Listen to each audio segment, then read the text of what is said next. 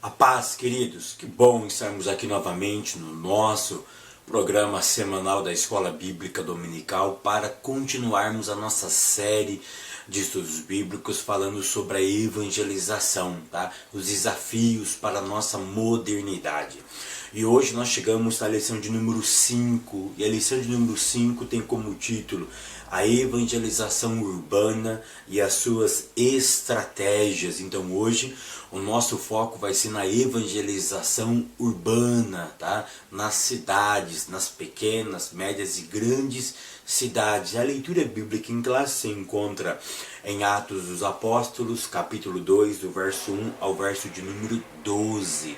Atos dos Apóstolos, capítulo 2, do verso 1 ao verso de número 12. Queridos, eu queria, antes de continuar, mandar a paz do Senhor para a nossa missionária, a nossa preletora, a nossa irmã Miss Lene, tá? Eu fui pregar recentemente num trabalho de mocidade, ela estava presente, nós conversamos no Facebook e ela pediu para que eu estivesse mandando a paz do Senhor para ela. Ela congrega aqui no meu campo, no campo de Americana, com o pastor vice-presidente, o pastor Paulo Ortiz, e nós tivemos o prazer de estar pregando ali a palavra de Deus. Então que Deus continue lhe abençoando. Queridos, então hoje nós vamos falar sobre estratégias urbanas. Os irmãos não reparam que eu estou muito gripado, eu fiquei muito ruim essa semana, minha garganta está inflamada, então por isso que a minha voz está um pouco mais rouca do que o costume, tá? Eu não estou imitando nenhum pregador não, tá, queridos? É a situação mesmo que está provocando a isso, tá? Então, hoje, a nossa introdução eu escrevi assim: hoje iremos falar sobre estratégias urbanas. Como montar um plano estratégico, como montar uma maneira de evangelizar as grandes cidades, a sua cidade, a minha cidade, a nossa cidade. Como nós montamos isso, tá? E a pergunta que eu quero fazer para começar a nossa aula, e você poderia fazer essa pergunta para a sua classe também, é: por que devemos traçar estratégias de evangelização? Por quê? Será que quando nós traçamos estratégias para evangelização, no exemplo nosso, nós não estaríamos humanizando aquilo que é divino? Nós não estaríamos trazendo para o campo da matéria, no campo do estudo, aquilo que é obra exclusiva do Espírito Santo? Porque a Bíblia diz que o Espírito Santo, ele convenceria o homem do pecado, da justiça e do juízo. Ou seja, então é a função dele. Quando eu traço planos, quando eu traço rotas, quando eu faço a minha estratégia para alcançar essas pessoas, para anunciar o Evangelho, eu não estaria minimizando a ação do Espírito Santo na minha vida e na vida dessas pessoas? Isso é algo muito interessante, tá? Pergunte para os seus alunos, observe o que eles vão dizer e eu vou dar o meu posicionamento aqui, tá? Eu vou dar a minha posição aqui. Eu penso da seguinte forma: nós estaríamos invalidando a ação do Espírito Santo? É claro que não, queridos. É claro que não. Eu sempre costumo dizer o seguinte quando eu dou aula de homilética sobre a arte de pregar. Eu sempre falo o seguinte: não adianta nós termos um grande produto na mão e não saber apresentar esse produto. Nós temos o Evangelho, o maior produto de todos os produtos, que é a graça de Deus derramada sobre as nossas vidas. O Evangelho é a graça de Deus. É o maior produto, é a maior ferramenta que nós temos, é a maior mercadoria que nós temos na nossa vida. Mas como eu vou apresentar o Evangelho? De qualquer forma? Não, eu preciso apresentar ele de forma adequada. Porque quando eu apresento ele de forma adequada, a probabilidade do consumidor, vamos pensar assim, do consumidor aceitar a sua oferta, aceitar o seu produto aumenta muito e muito mais. Então não adianta ter um ótimo produto e não sabermos apresentar. Como apresentar? Então por isso que nós precisamos aprender estratégias para apresentar a maior dádiva de todas as dádivas, que é o Evangelho de Cristo. Tópico de número 1: estratégias urbanas de evangelismo. Tá? Neste ponto, o nosso autor vai salientar 3 estratégias, ou melhor, 3 exemplos. O primeiro exemplo é o de Jonas, o segundo exemplo é o do dia do Pentecostes, e o terceiro exemplo é dos nossos pioneiros, de Daniel Berg e Gunnar Wingren. Tá? Ponto de número, estratégia de Jonas. Queridos, presta atenção. Aqui não adianta nós discutirmos pontos teológicos. Por quê? Porque senão vai dar um grande debate. Tá? Quando a Bíblia diz que Jonas entrou a caminho, Nínive ficava a caminho de 3 dias. Aí existem várias interpretações. Tá? Ou seja, eu estava vendo alguma coisa, nós já comentamos, uma das primeiras aulas que quando eu comecei a gravar foi sobre os profetas menores, eu comentei o livro de Jonas com muita propriedade. Quem tiver saudade ou não viu ainda, revê a minha explicação do livro de Jonas, tá? É muito, muito interessante. Enfim, se nós formos pensarmos que Jonas entrou a caminho de 3 dias, nós iríamos fazer algumas deduções teológicas. Tá? Algumas deduções teológicas é o seguinte, que a caminho de 3 dias dá em média de 80 a 110 quilômetros. E nenhuma cidade, tá, no Antigo Testamento ela tinha esse espaço geográfico. A sua circunferência dava 110, 100 quilômetros de circunferência. Tá?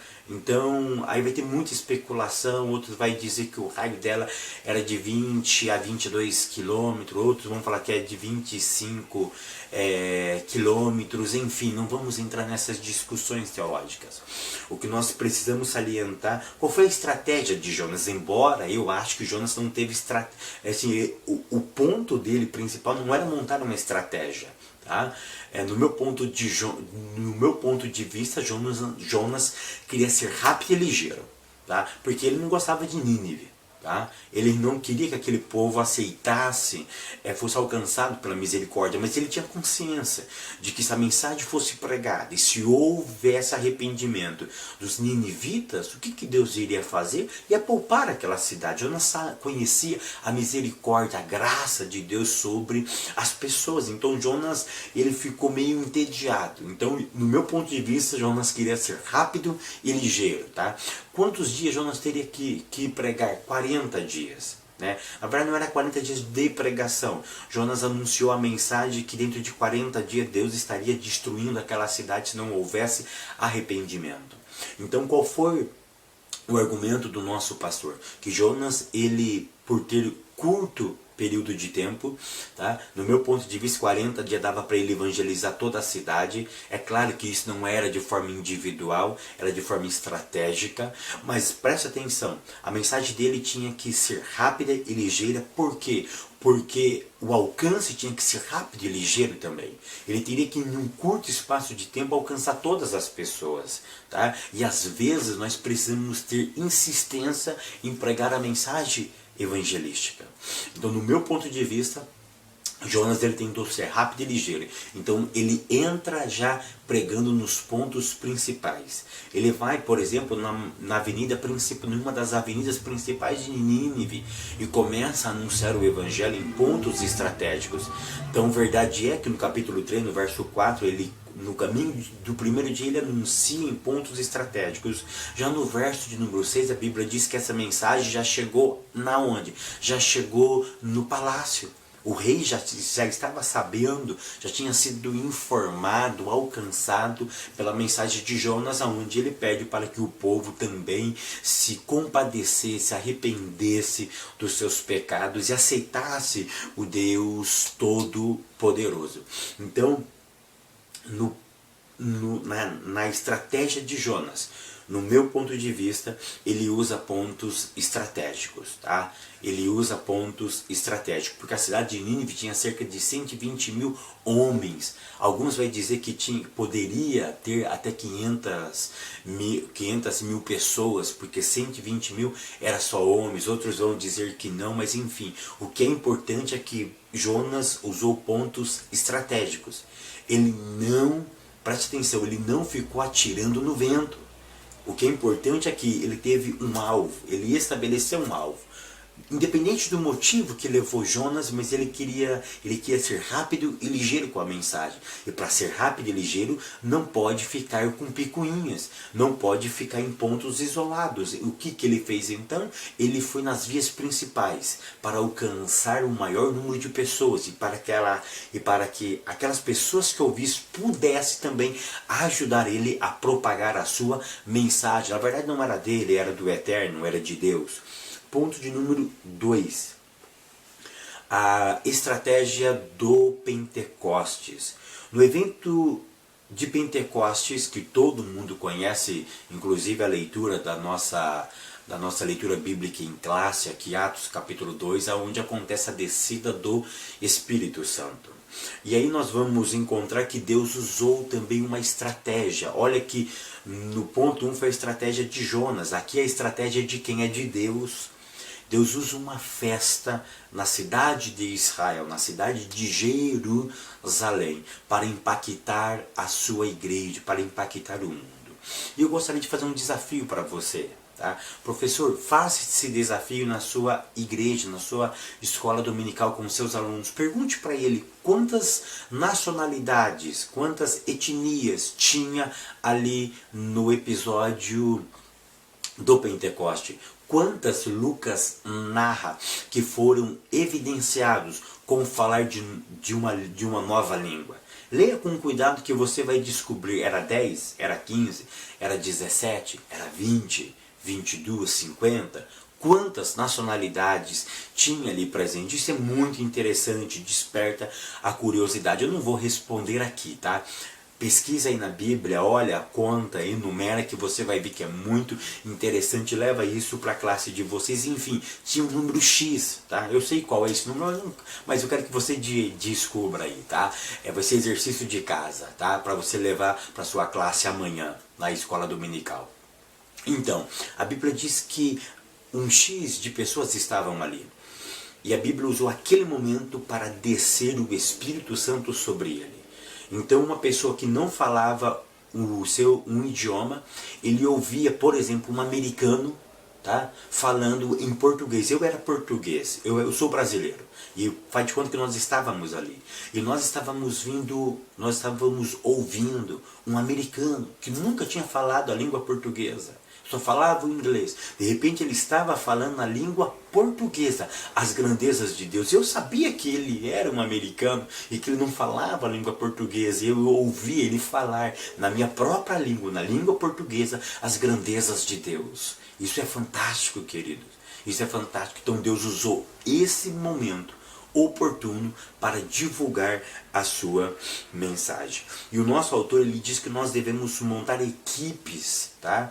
Então nós devemos usar grandes eventos, tá? Por exemplo, Copa do Mundo, Olimpíadas, eventos esportistas, artísticos, que reúnem pessoas de várias nacionalidades para anunciar o Evangelho. E aí ele dá uma dica para nós montarmos equipe que fale outro idioma para evangelizar pessoas de outra nacionalidade que venha até o nosso país. Eu me lembro que eu fui pregar em Minas Gerais, eu estava ali na Pampulha e de repente tinha, eu não sei se eles eram suecos, eu só sei que eram uma loira e um loiro, e eles estavam ali conversando em uma língua toda estranha, toda esquisita, e uma outra pessoa estava traduzindo. Por exemplo, se nós soubéssemos o idioma deles, era uma grande oportunidade de nós evangelizar eles ali. Então isso é muito interessante, da igreja começar a pensar em dar cursos de línguas, inglês,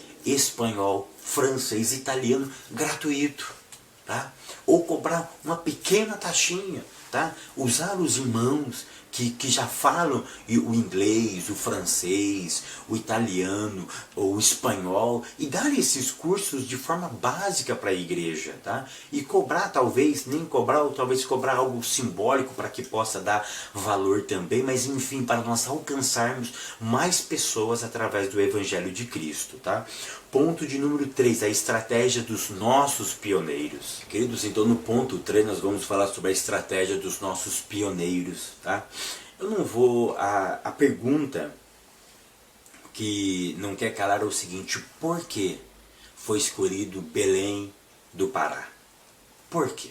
Porque em 1910, qual era a capital do Brasil? Pergunte isso para os seus alunos, vai ser muito interessante. Era Brasília? Qual que era a capital do Brasil? Era Belém do Pará? Não, queridos. Era Rio de Janeiro. Tá? E por que Deus então não escolhe Rio de Janeiro? Por que ele escolhe Belém? Tá? A capital do estado do Pará. Por que ele escolhe Pará?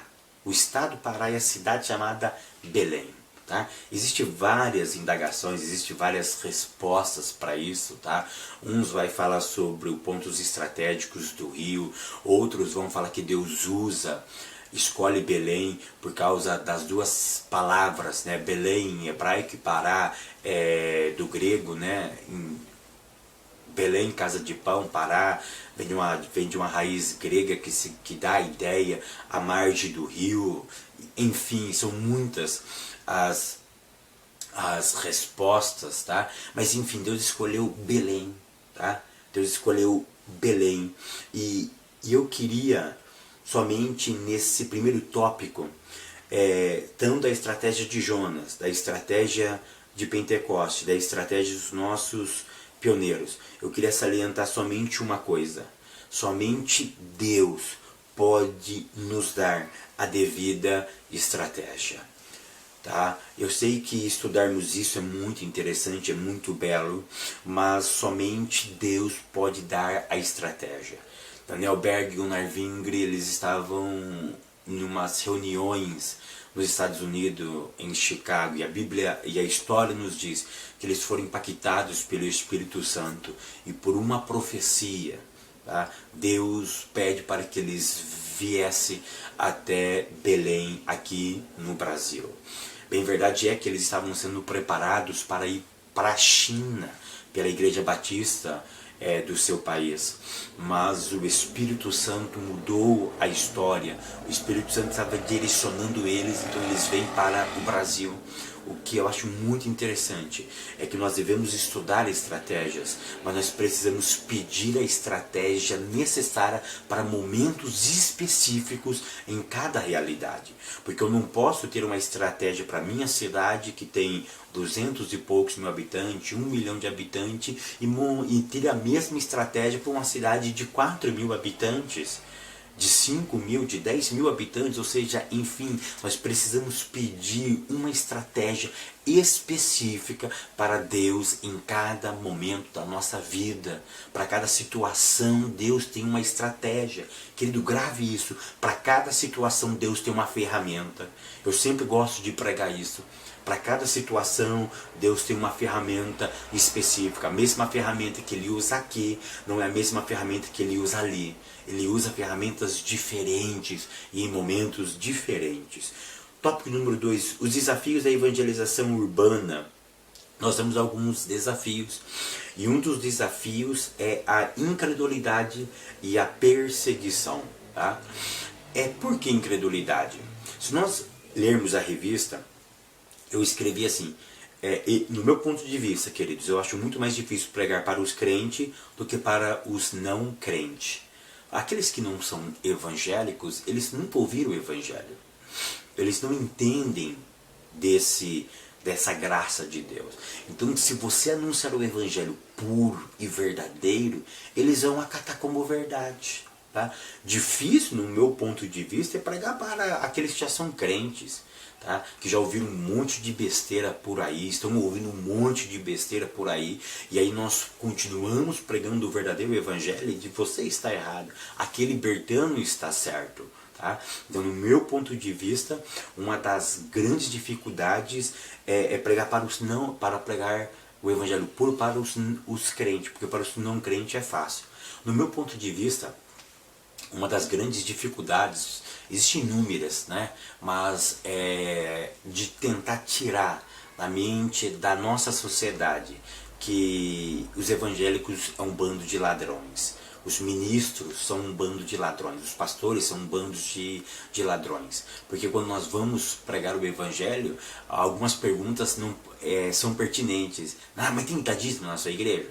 pastor fica com o dízimo, né? Então, a figura do dinheiro está muito presente na mente das pessoas, porque somos capitalistas e as mensagens da mídia já permeou algumas vezes, infelizmente, obreiros usando de maneira incorreta o dinheiro dos fiéis, né? Então isso vai causando uma certa incredulidade. Por isso que eu sempre digo, nós precisamos estar debaixo da graça de Deus, porque é o Espírito Santo que convence o homem do pecado, da justiça e do juízo.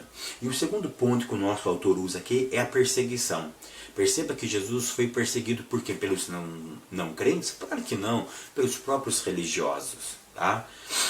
Ponto de número 2. Quais são os desafios da nossa evangelização urbana? Os enfermos.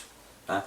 Aqui o nosso autor vai dizer que os enfermos é uma grande oportunidade de nós anunciarmos o evangelho. Indo aonde? Aos hospitais, em casa de pessoas que têm problemas com enfermidades. Nós podemos desenvolver ótimos trabalhos, enfim, muitas igrejas desenvolvem a capelania, tá? A capelania. Mas eu queria só deixar um adendo aqui, um ponto de vista. A minha sogra, ela morreu de câncer e eu sempre levava ela na Unicamp, né, porque eu moro em Americana, e eu sempre levava ela na Unicamp, dava cerca de uns 40 quilômetros da minha casa até a Unicamp, enfim, para fazer quimioterapia. E eu ouvi alguns trabalhos muito bem feitos ali na capelania deles, né? Um trabalho muito bem feito, uma música bem serena, rápido e ligeiro, mas eu já tive a oportunidade também de estar em outros hospitais, não é Unicamp, em outro hospital, aonde alguns dos irmãos, tá, iam fazer orações e parecia que ele estava na igreja dele, né? Um critério, irmão, absurdo. Né? Aí em vez de você atrair, você espanta. Primeiro, o hospital é lugar de ficar quieto. Aí a enfermeira tinha que ir lá pedir pro camarada se retirar ou falar mais baixo. Entendeu? Então isso causa o que? Incômodo. Nós precisamos, é uma ótima oportunidade, tá? Mas nós precisamos saber o momento exato. E também, querido, você vai orar pelos enfermos, não faz aquela oração também, né? Senhor, nós acreditamos na cura. O Senhor pode curar, mas se o Senhor não quiser curar, prepara a alma dessa pessoa. Misericórdia, meu irmão. Né? Nós precisamos sempre orar para o benefício da pessoa. E sempre tentar animá-lo e fazer com que ele aceite a palavra de Deus. Né? Então nós precisamos tomar cuidado nesse assunto também. Ponto 3, o endemoniados. Né? Eu até brinquei aqui, ninguém fica atrás de demônio, né, irmão? Eu não vou sair daqui igual a ministério do Dinho e do Sam, né? Os sobrenaturais, eu vou atrás de demônio. Onde tem demônio que eu estou procurando, né? Esse não é meu perfil, né? Eu não gosto de ficar indo atrás de demônios, mas eu tive uma experiência muito maravilhosa na cidade de Vazante, em Minas Gerais, onde a minha congregação foi fazer um trabalho lá, no estado de Minas, e eu e outro irmão, nós dividimos, saímos para pregar, e enfim, nós fomos em algumas casas e tivemos a experiência de enfrentar demônios. Estávamos orando e as pessoas caíam endemoniadas, né? Então, como o nosso autor diz, nós devemos estar o quê? Preparados, em comunhão com Deus. É claro que nós não andamos atrás de demônios, né? Mas se isso acontecer, nós precisamos estar com a graça de Deus capacitados, né? É claro que Deus nos capacita para que o Espírito Santo possa fazer a obra por intermédio de nós. Tópico número 3. Como fazer evangelismo urbano? Como fazer? É claro que é complicado nós estabelecermos metas específicas, porque o que serve para cá talvez não serve para a sua cidade, tá? Mas a evangelização urbana só será bem sucedida se tomarmos as seguintes providências. Primeira providência, treinamento de equipe. Segundo, estabelecimento de postos-chave. E a terceira providência, acompanhamento do trabalho. Isso é muito interessante. Eu gostei muito desses 3 pontos do nosso pastor. O primeiro ponto então é treinamento de equipe. Aí ele vai contar a equipe que estava ajudando Paulo na Europa. Olha a equipe de Paulo. Além de Paulo tinha Silas, Timóteo e Lucas. Ou seja, nós precisamos ter uma boa equipe, irmão. Então você está segregando? É claro que não, querido. Eu não estou segregando, mas eu volto a dizer aquilo que eu já disse na aula anterior. Nem todos nós estamos preparados para evangelização. Nem todos estão preparados. Então nós precisamos, preste bem atenção, nós precisamos treinar a nossa equipe. Nós precisamos treinar pessoas que têm a chamada, tá? Para que eles possam exercitar um trabalho específico. É claro que todos nós temos o dever de pregar. Então todos devem ser treinados. Mas existem grupos específicos que devem ser treinados de maneira específica para alcançar momentos específicos. Isso é inevitável. Então Deus separa Paulo, Silas, Timóteo e Lucas para uma grande obra missionária. Tá? Nós precisamos treinar as pessoas. É por isso que eu disse, a igreja deveria pensar em cursos de língua para alcançar as pessoas, tá? Para momentos específicos. Tá? Nós deveríamos, se nós temos pessoas... Eu fui numa igreja do nosso campo, tem um pastor haitiano que ele veio do Haiti recentemente para o nosso campo. Ele fala francês, olha que benção, né? Usar esse irmão para ensinar francês para um grupo de pessoas... Tá? Para quando tiver a oportunidade de pregar o evangelho para quem fala a língua francesa. Olha que muito interessante isso. Ponto número 2, estabelecimento de pontos chave. Então, treinou a equipe, agora como que eu vou agir? Qual vai ser os pontos específicos que eu vou alcançar? O nosso autor, ele cita com muita propriedade que Paulo, quando chegava fora de Israel, o primeiro lugar que ele ia era uma sinagoga. E lembra que ele tinha respeito, ele tinha posicionamento de falar em algumas sinagogas porque ele era rabiano. Ele era um judeu muito conservador. E ele era rabino, então por isso que ele podia falar em uma sinagoga. Então nós devemos o que? Ter pontos chaves. Hoje, como que nós deveríamos estabelecer? O nosso autor fala com muita propriedade. Né? Antigamente existia muito os cultos nas casas. Né? Na minha congregação tinha 2 pontos de pregação que era assim, era conhecidíssimo na nossa região, porque eram pontos de pregação onde realmente Deus operava. Pessoas iam lá para receber oração, para tentar resolver os seus problemas. Ou seja, então nós precisamos montar pontos estratégicos. E o terceiro ponto é acompanhamento do trabalho, ou seja, não é fazer um trabalho ali e deixar ele ao Deus dará. Deixa lá. Se vingar, vingou, se não vingar, não, tem que dar assistência. O pastor local da igreja tem que dar assistência a esse trabalho. Tem que designar um obreiro preparado. Não é obreiro que dá trabalho na igreja, não. Manda ele para lá, não. Temos que mandar um obreiro preparado para dar assistência àquelas pessoas. Tá? Temos que dar assistência àquelas pessoas. Ou seja, nesse ponto a ideia é dar assistência, é estar junto até que cresça. É aquela ideia de Paulo, é sentir as dores de parto até que o filho nasce. Ou seja, nós precisamos dar o famoso discipulado, o acompanhamento, aquele acompanhamento pessoal.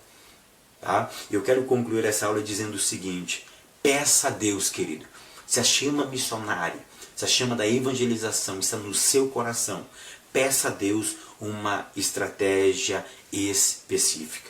Eu lembro uma época da minha vida que eu li muito sobre estratégias específicas.